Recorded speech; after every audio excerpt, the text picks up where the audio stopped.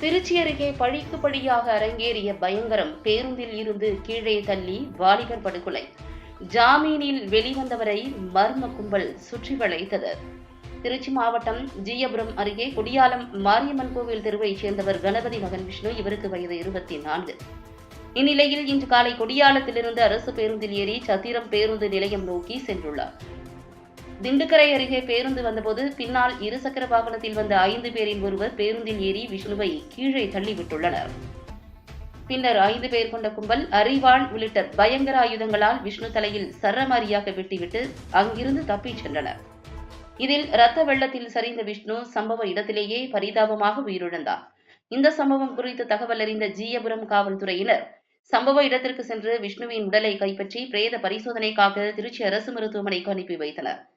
இந்த கொலை சம்பவம் தொடர்பாக காவல்துறையினர் வழக்கு பதிவு செய்து தப்பிச் சென்ற கொலையாளிகளை பிடிக்க 4 தனிப்படை அமைக்கப்பட்டுள்ளது. இந்த கொலை தொடர்பாக காவல்துறையினர் நடத்திய முதற்கட்ட விசாரணையில் கடந்த 1 வருடத்திற்கு முன்பு கோகுல் என்ற நபரை விஷ்ணு தொடர்புடைய கும்பல் வெட்டி கொலை செய்துள்ளது. இதில் கைது செய்யப்பட்டு சிறையில் அடைக்கப்பட்ட விஷ்ணு கடந்த வாரம்தான் ஜாமீனில் வந்துள்ளார். இந்நிலையில் இவரை நோட்டமிட்ட கும்பல் இன்று பழிக்கு பழியாக இக்கொலையை செய்திருக்கிறது. திருச்சி அருகே பட்டப்பகலில் பேருந்தில் பயணம் செய்த வாலிபரை கீழே தள்ளிவிட்டு அரிவாளால் வெட்டி கொலை செய்த சம்பவம் ஜீயபுரம் பகுதியில் பெரும் பரபரப்பை ஏற்படுத்தியுள்ளது.